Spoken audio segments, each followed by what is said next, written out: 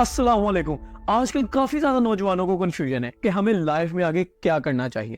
ہمیں ملک سے باہر جانا چاہیے یا نہیں, ہمیں شادی کس ایج میں کروانی چاہیے, ہمیں کون سی اسکل سیکھنی چاہیے, اور کیا ہم اپنے ملک کو ترقی یافتہ بنا سکتے ہیں. ان سب کوشچنز کے آنسر آپ کو آج ایک سوشل میڈیا ورکر جناب یاسر صاحب بتائیں گے. سو اس ویڈیو کو اینڈ تک لازمی دیکھیے گا. Let's start the video. آپ ہمیں یہ بتائیں کہ شادی ہمیں کون سی ایج میں کروانی چاہیے, اور یہ کب انسان کو شادی کرنی چاہیے. ڈیفینیٹلی انسان 18-20 سال کی عمر میں ہوتا ہے تو اس کو وہ فیلنگ آنا شروع ہو جاتی ہے, تو اس کی شادی ہو جانی چاہیے. لیکن شادی ہمارے معاشرے میں 35 سال کی عمر میں کیوں ہوتی ہے؟ کیونکہ بچے کو ہم چھوڑتے ہی نہیں ہیں آزاد. بچے کو آپ 15 سال کی عمر میں یا 14 سال کی عمر میں آپ کو چاہیے 10 سال سے اس کو ٹرین کرنا شروع کر دیں, لیکن ایٹ لیسٹ آپ 14 سال کی عمر میں اس کو چھوڑیں. بھائی اپنا وزن خود اٹھاؤ, جس طرح یورپ میں امریکہ میں ہوتا ہے. وہ 18 سال کے بچے کو کہتے ہیں بھائی آپ نے اپنے آپ کو خود دیکھنا ہے. وہ علیحدہ گھر بھی لے لیتا ہے, وہ علیحدہ اپنی شادی بھی کر لیتا ہے, سارے معاملات کر لیتا ہے. تو میں یہ نہیں کہہ رہا کہ وہ آئیڈیل ہے, میں کہہ رہا ہوں اسلام آئیڈیل ہے. اسلام نے کہا جب بچہ بالغ ہو جائے, سمجھدار ہو جائے, فزیکلی مضبوط ہو, اور وہ اپنے خرچے اخراجات اپنے بیوی بچے پال سکتا ہو, تو اس کی شادی فوراً کر دینی چاہیے. یعنی کہ جلدی شادی کرنی چاہیے. اگر آپ جلدی شادی نہیں کریں گے تو کیا ہوگا, وہ ڈفرینٹ مطلب وہ دوستیاں بنائے گا, لڑکیوں سے لڑکیاں بھی لڑکوں سے دوستیاں بنائیں گی, تو معاشرے میں بے روی پھیلے گی, جو ناجائز تعلقات پھیلیں گے اور برائی پھیلے گی. اگر وہی ان کی شادی آپ 20-21 سال کی عمر میں کرتے ہیں تو ان کی جو جسمانی ضروریات ہیں وہ ایک دوسرے سے پوری ہو جائیں گے, آگے ان کے بچے ہو جائیں گے, تو ایک کنبہ بن جائے گا, وہ ایک سرکل میں آ جائیں گے, وہ اپنی فیملی کو آگے گرو کرنے کی کوشش کریں گے, نہ کہ وہ دوستیاں پالیں, برتھ ڈے کریں, ادھر ادھر کے گفٹنگ کریں. یہ سب فضول چیزیں ہیں, اور ایٹ دی اینڈ اس کا حاصل کچھ بھی نہیں ہوتا. انسان کو فائنلی شادی ہی کرنی پڑتی ہے, تو آپ پہلے کر لیں. سو یاسر صاحب آپ ہمیں یہ بتائیں کیا ہمارے نوجوانوں کو ملک سے باہر جانا چاہیے؟ دیکھیں جو ہنرمند لوگ ہیں, جو اسکلڈ لوگ ہیں, جس طرح ڈاکٹر, انجینئر وغیرہ وغیرہ, یہ لوگ باہر نہیں جانے چاہیے. ان لوگوں کو پاکستان میں رہنا چاہیے. اور جو نیچے والا طبقہ ہے, جو مزدور طبقہ ہے, اگر وہ باہر جاتا ہے تب بھی غلط ہے, لیکن اگر وہ چلے بھی جائیں تو کوئی مسئلہ نہیں, باہر سے پیسہ پاکستان میں وہ بھیجیں گے. لیکن ان کی جو پرسنل لائف ہے وہ اس سے ڈسٹرب ہوتی ہے. اس سے یہ ہوتا ہے وہ اپنے بیوی بچوں سے دور ہوتے ہیں, اپنی خوشی غم سے دور ہوتے ہیں, عید شب رات سے دور ہوتے ہیں, تو وہ اپنے جتنے بھی ان کے فیملی ایونٹس ہوتے ہیں ان میں وہ شامل نہیں ہو سکتے. پھر وہ اپنے گھروں میں ویڈیو کالز کرتے ہیں, بیوی اپنی جوانی جو ہے وہ یہاں پہ گزار دیتی ہے, اور مرد جو ہے وہ اپنی جوانی وہ باہر کے ملکوں میں گزار دیتا ہے. تو اس طرح کیا ہوتا ہے کہ وہ جو ان کا پیک ٹائم ہوتا ہے, جو انسان کی زندگی کا پیک ٹائم ہوتا ہے, وہ دور ہو جاتا ہے. میاں بیوی ایک دوسرے سے دور گزارتے ہیں. پھر بچے جو ہوتے ہیں وہ, ان کا باپ جب بڑا ہو کے باہر سے آتا ہے, بچے بھی بڑے ہو چکے ہوتے ہیں, تو جو ایک وہ سسٹم ہے, فیملی سسٹم ہے, وہ خراب ہوتا ہے. اب یہ کس نے ٹھیک کرنا ہے؟ اب نوکریاں تو ہر ایک کو نہیں دے سکتی گورنمنٹ کے پاس اتنی جابز نہیں ہیں. یہ تو سمپل سی بات ہے, کوئی بھی گورنمنٹ جو ہے وہ زیادہ جابز نہیں دے سکتی. گورنمنٹ کا کام ہی نہیں ہے جابز دینا. گورنمنٹ کا کام ہوتا ہے معاشرے میں امن قائم کرنا, معاشرے میں حکومت قائم کرنا, حکومت کی ریٹ قائم کرنا. گورنمنٹ کا بیسیکلی یہ کام ہوتا ہے. اب نوجوانوں کا کیا کام ہے؟ نوجوانوں کو چاہیے وہ ہنر سیکھے, وہ F A, B A, M A کر کے وہ ڈگریاں لے کے مختلف دفتروں میں جاتے ہیں, ہمیں نوکری دے دیں. بھائی نوکری کہاں سے دے دیں, نوکری تو ہے نہیں.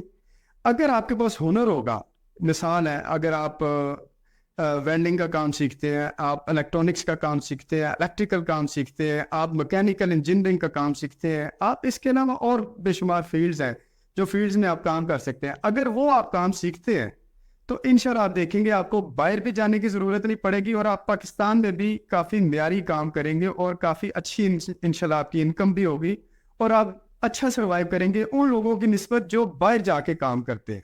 تو اس لیے نوجوانوں کو چاہیے, اگر وہ کام نہیں سیکھے ہوئے, جو موجودہ لوگ ہیں اگر وہ کام نہیں سیکھے ہوئے, وہ کیا کریں, وہ بزنس کریں, چھوٹا موٹا بزنس کریں, وہ ریڑھی لگائیں, وہ ڈھابا لگائیں, وہ سٹال لگائیں, وہ ڈفرینٹ قسم کے ایکسپیرینس کریں, وہ اپنا دل بڑا کریں نا. ہر شخص اب نوکری کی تلاش میں, ہر شخص کو نوکری نہیں دے سکتی گورنمنٹ. نوجوانوں کو چاہیے کہ وہ خود سے کام کرے, یعنی کہ چھوٹا موٹا سٹال لگائے اور بزنس رن کرے. انشاءاللہ اس میں بہتری ہے. جس طرح نبی صلی اللہ علیہ وسلم کا فرمان ہے کہ اگر رزق کے 10 حصے ہیں تو 9 حصے کاروبار میں ہیں، 1 حصہ نوکری میں ہے. اور پاکستان کی پوری قوم جو ہے وہ نوکری کے چکر میں جو کہ 1 حصہ ہے اور 9 حصے کاروبار میں، وہاں پر وہ لوگ زیادہ وہ ایفرٹ نہیں کرتے. جبکہ نوکری جو ہے، نوکری میں چانسز نہیں ہوتے آپ کے بڑھنے کے. آپ کو پتہ ہے آپ نے لائف اگر 30 سال بھی نوکری کی تو آپ یہاں سے یہاں تک جا سکتے ہیں، اور جو بزنس ہے وہ آپ کو زمین سے آسمان تک لے کے جا سکتا ہے. جناب آپ ہمیں یہ بتائیں کہ ہمارے بچوں کو میٹرک کے بعد کیا کرنا چاہیے، کون سی اسکل سیکھنی چاہیے؟ دیکھیں میٹرک کے بعد بچوں کو کیا کرنا چاہیے. میٹرک کے بعد بچوں کو ٹیکنیکل ایجوکیشن سیکھنی چاہیے، جس میں DAE diploma of associate engineering ہے، یہ آپ کر سکتے ہیں. آپ نرسنگ کر سکتے ہیں، آپ اس کے علاوہ فری لانسنگ ہے وہ کر سکتے ہیں. اس کے علاوہ آپ IT میں بے شمار جو ہے وہ اب بہت سارے موقع ہیں.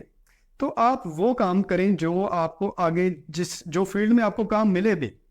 اگر آپ BCom کر لیتے ہیں، MCom کر لیتے ہیں، MSc کر لیتے ہیں، BSc کر لیتے ہیں تو اس کی جابس تو نہیں ہے اتنی.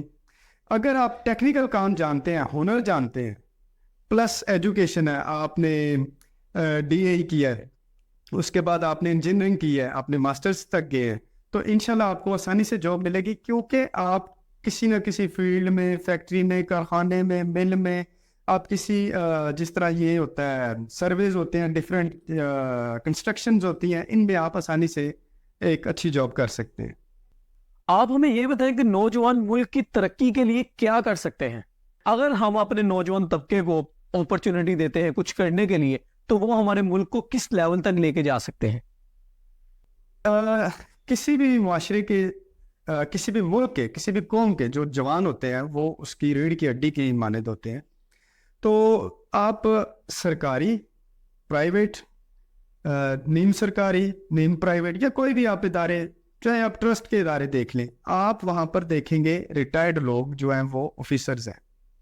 آپ ان سے نیچے دیکھیں گے جو سپرویژن ہے وہ بھی ریٹائرڈ لوگوں کے پاس ہے. آپ اس سے نیچے دیکھیں گے جو مزدور طبقہ ہے وہ آپ کو نوجوان نظر آتا ہے. تو یہ نوجوان کے ساتھ زیادتی ہے. نوجوان اگر زیادہ پڑھا لکھا ہے تو آپ دیکھیں اس کا دماغ فریش ہے، اس کی باڈی فریش ہے، اس کے نظریات، اس کی خواہشات، اس کی جذبات جو ہیں وہ فریش ہیں. وہ ایک جو بندہ جو ریٹائرڈ ہے، جو پینشن بھی لے رہا ہے، اوپر سے اتنی اچھی ہینڈسم سیلری بھی لے رہا ہے، شادیاں بھی، بال بچے بھی، سب کچھ ہے، نوجوان کے پاس تو نہیں ہے. اگر آپ نوجوان کو یہ موقع دیں گے کہ آ کے وہ کسی ادارے کو رن کرے، اس کی وہ جو مین اسٹریم میں آئے، تو وہ انشاءاللہ جو ہماری عمر سے بڑے لوگ ہیں، جو 50 سال سے عمر جو ریٹائرڈ ہو چکے ہیں، وہ ان کی نسبت بہتر کام کرے گا. یہ ایک انڈرسٹوڈ بات ہے، اس میں کوئی وہ نہیں ہے کہ کسی کی وہ ہوتی ہے، انسلٹ ہوتی ہے. تو جو ہمارے زیادہ عمر کے لوگ ہیں ان کو جو دوسری نوکری گورنمنٹ یا پرائیویٹ ادارے دیتے ہیں یہ غلط ہے. نوجوانوں کو دینی چاہیے. نوجوان انشاءاللہ ملک کو بہتری کی طرف لے کے جا سکتا ہے، کیونکہ وہ ینگ خون ہوتا ہے، ینگ بلڈ ہوتا ہے.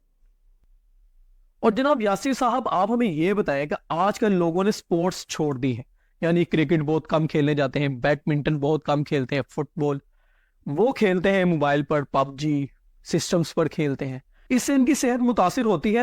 اور انہیں کب گراؤنڈز میں جا کر کھیلنا چاہیے، اور گراؤنڈز میں جا کر کھیلنا اور باہر گلیوں میں کھیلنا کتنا زیادہ ضروری ہے ان کے لیے، ان کا مائنڈ کتنا زیادہ ریلیکس ہوتا ہے، کائنڈلی ہمیں یہ بتائیں آپ. دیکھیں جو ہمارے معاشرے کے نوجوان ہیں، آج سے اگر کچھ عرصہ پہلے آپ دیکھیں کہ عصر سے مغرب گراؤنڈ، کھیل کود کے میدان نوجوانوں سے بھرے ہوتے تھے، کیونکہ لوگوں کے پاس وہ نہیں تھے، گیجٹس نہیں تھے، موبائلز نہیں تھے، اور دیگر چیزیں بھی نہیں تھی، جو مختلف گیمز اور یہ جو وہ شیشہ کلب بن گئے ہیں، سنوکر کلب بن گئے ہیں، اور ڈفرینٹ پتہ نہیں کیا کچھ بن گئے، تو وہ بھی زندگی کا حصہ ہے. لیکن جو عصر سے مغرب کے درمیان ہے نا، یہ خاص و خاص نوجوانوں کو کہیں کہ جائیں، آپ گراؤنڈز میں جائیں، میدانوں میں جائیں، فزیکل ایکٹیویٹی کریں. آپ پورے یورپ میں دیکھیں، عصر سے مغرب پورا یورپ آپ کو خالی نظر آتا ہے، کوئی شخص آپ کو نظر نہیں آئے گا، کوئی نوجوان نظر نہیں آئے گا، حتیٰ کہ بوڑھے بھی نظر نہیں آئیں گے. وہ سارے جمز میں ہوں گے، سارے کلبز میں ہوں گے، سارے جو ہیں وہ فزیکل جہاں پہ فٹنس کلبز ہوتے ہیں وہاں پر آپ کو نظر آئیں گے. تو ہمارے نوجوانوں کو بھی چاہیے کہ وہ اگر آپ کا پوری باڈی آپ کی زبردست ہے، لیکن اگر آپ کا دماغ جو ہے وہ فٹ نہیں ہے تو آپ کی ساری چیزیں بیکار ہو جاتی ہیں. دماغی فٹنس کے لیے فزیکل فٹنس بہت ضروری ہے, آؤٹنگ بہت ضروری ہے. آپ دوستوں کے ساتھ کچھ گپیاں کرتے ہیں, آپ کی وہ جب دوسری ٹیم کے ساتھ آپ کا ٹاکرا ہوتا ہے تو آپ ایفرٹ کرتے ہیں, آپ کا جو جوش اور جو آپ کا وہ اندر جو آپ کے وہ جذبات ہوتے ہیں وہ نکل جاتے ہیں. اس کے جب آپ کھیل کود کے آپ مغرب کے وقت آپ واپس آتے ہیں گھر میں, آپ فریش ہوتے ہیں, نہاتے ہیں, آپ بہت لائٹ فیل کرتے ہیں, آپ کے اندر کا سارا سٹریس ریلیز ہو جاتا ہے. وہ فزیکل ایکٹیویٹی سے ہوگا. وہ گھر بیٹھے لیپ ٹاپ پہ آپ یا کمپیوٹر پہ بیٹھے یا مختلف چیٹنگ کرتے ہوئے یہ ان چیزوں سے وہ آپ کبھی بھی اپنا سٹریس ریلیز نہیں کر سکتے. فزیکل ایکسرسائز ضروری ہے. دیکھیں, میں آنے والے لوگوں کو, دیکھنے والے لوگوں کو میں صرف یہ پیغام دینا چاہوں گا. دیکھیں, ہم نے ٹوٹل دنیا میں 50 سے 60 سال زندہ رہنا ہے. اس سے زیادہ ہم زندہ نہیں رہ سکتے. 70 سال جی لیں گے, اس سے زیادہ نہیں جی سکتے. پہلے 15-20 سال تو بچپن میں گزر جاتے ہیں, آخری 15-20 سال بڑھاپے میں گزر جاتے ہیں. بیچ والی زندگی ہے آپ کے پاس اور کچھ نہیں آپ کے پاس. تو آپ نے اس میں آپ نے ماڈرن ایجوکیشن بھی حاصل کرنی ہے, ماڈرن ٹیکنیک حاصل کرنی ہے. آپ نے ریلیجیس اسلام کو لازمی اپنے ساتھ رکھنا ہے ہر معاملے میں. آپ نے اخلاقی اقدار کو ساتھ رکھنا ہے, اپنے تہذیب کو ساتھ رکھنا ہے. آپ نے وطن سے محبت کرنی ہے, پاکستان سے لو کرنا ہے, اپنی فیملی سے, اپنے گھر والوں سے, اپنے بیوی بچوں سے, اپنے دوستوں سے مخلص رہنا ہے. باقی کوئی اچھی زندگی گزارے گا, کوئی بری گزارے گا, دونوں فائنلی ایٹ دا اینڈ مر جائیں گے. تو اس لیے آپ مخلص رہیں اور پرجوش رہیں. انشاءاللہ زندگی ہمیشہ بہتری کی طرف جاتی ہے اگر انسان لے کر جانا چاہے. بہت شکریہ.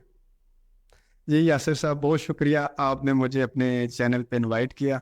تو اگر میرے سے کوئی غلطی یا میری کوئی بات آپ کو پسند نہ آئی ہو تو اس کے لیے میں معذرت چاہتا ہوں. انشاءاللہ دوبارہ بھی ملیں گے.